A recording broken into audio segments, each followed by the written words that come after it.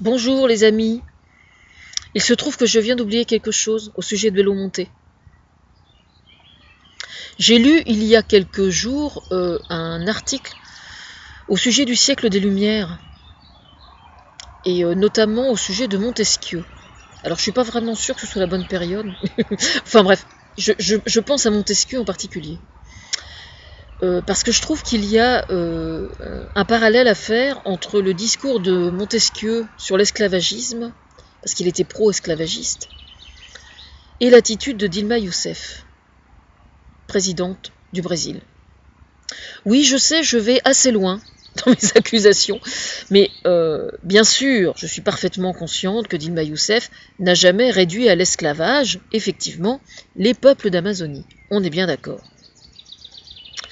Il n'empêche que, jusqu'à preuve du contraire, les peuples d'Amazonie ne sont absolument pas traités comme ils devraient l'être, comme les autres Brésiliens.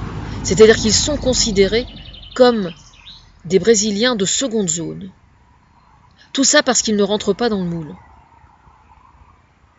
En ce sens, quand j'ai relu ça au sujet de Montesquieu, et je relisais justement le développement de ses théories, et je me suis dit quand même, il y a quelque chose de proche, quoi.